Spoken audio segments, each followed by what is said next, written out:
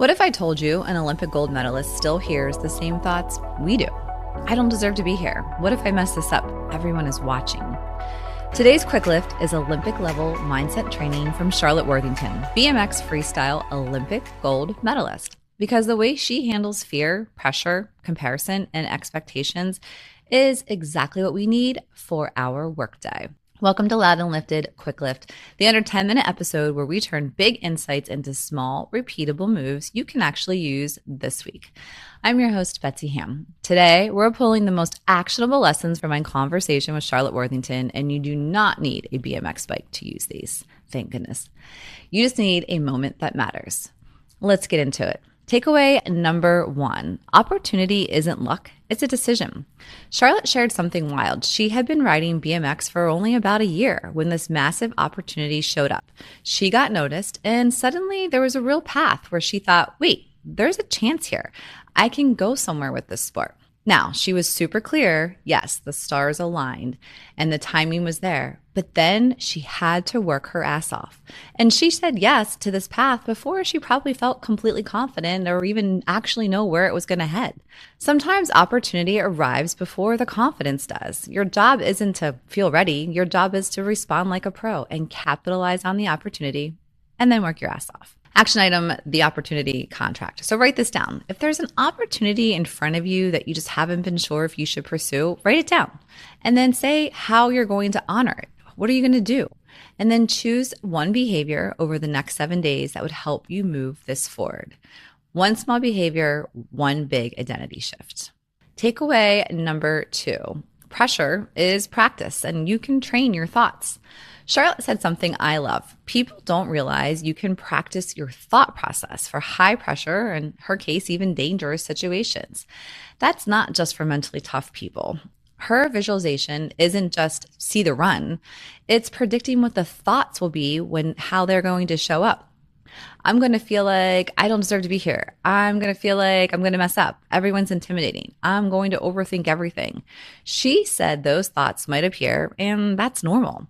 The key is planning to how you respond, and that's the training.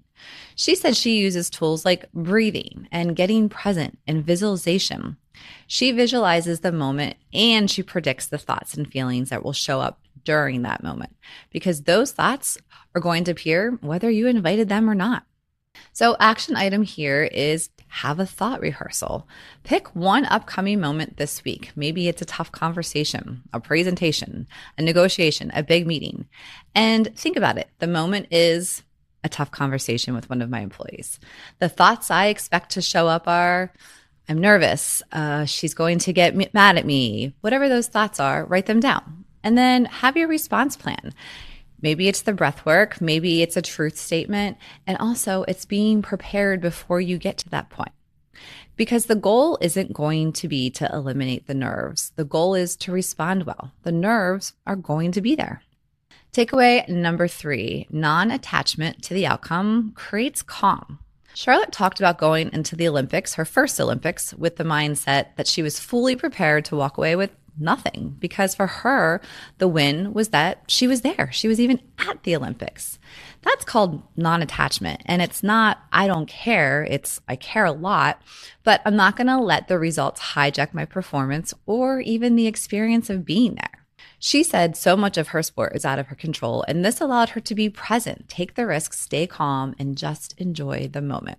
Action item, there's things you can control and there's things you can't control right before that big moment. So whatever that big moment is, maybe it's an important meeting that's coming up, write down what's in your control. It's preparation, your tone, your clarity, how you listen, how you ask, how you show up. What's not in your control is other people's reactions, the final decision, the room's mood.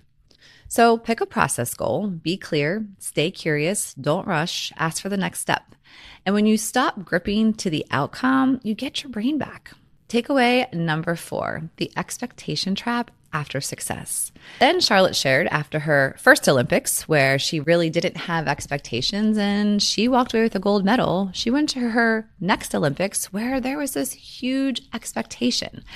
After she went 1 gold, everything flipped upside down for her. Now she had this immense pressure that I'm the Olympic gold medalist. I have to defend my medal.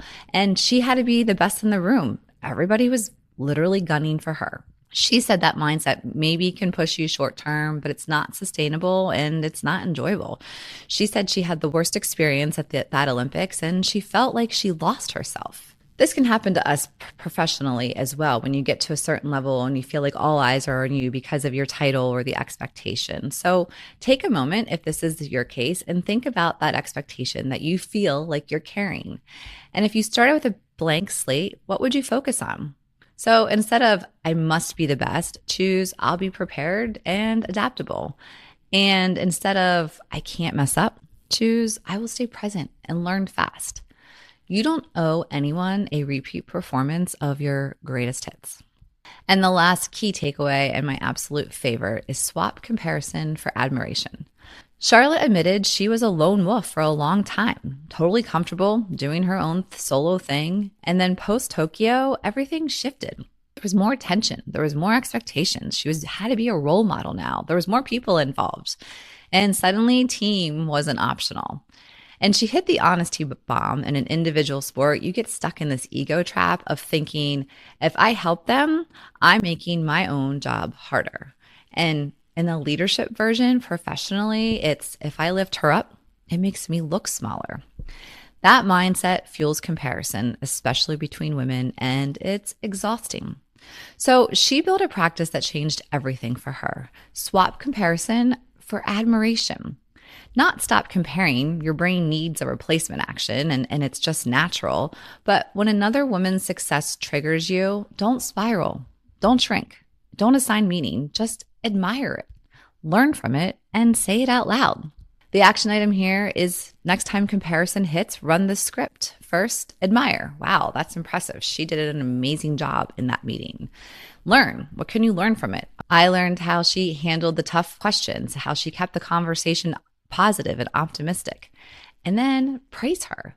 Give her credit out loud. Say, hey, you did great at that meeting. I loved how you handled those tough conversations and you redirected everything back to your focus. Give them praise. That's out loud. And then do one concrete support move this week. Afterwards, share her win in a meeting or send a real compliment. Make an intro. Pay attention then after you admire, learn, and praise. Did that support really drain you? Or did it stabilize you and maybe even motivate you? Swap comparison for admiration. Charlotte's story is such a reality check in the best way. You can literally be the best in the world at something and still hear the same inner noise. Comparison, self-doubt, I'm not enough, spiral, the pressure to prove you belong again and again. So if you're feeling that this week, here's your permission slip. Nothing is wrong with you. That's not a character flaw. That's a human brain under pressure. The difference is you don't have to let it drive you. Try one of Charlotte's practices. Predict the thought that will show up and pre-check your response. Detach from the outcome and focus on the process and what's in your control. And when comparison hits, swap it for admiration. Learn from it, say something, and support it out loud. If this helped, share it with a friend who's walking into a big room this week, and follow Loud and Lifted for more confidence tools, real talk, and practical moves for women in leadership. Until next time, stay loud and stay lifted.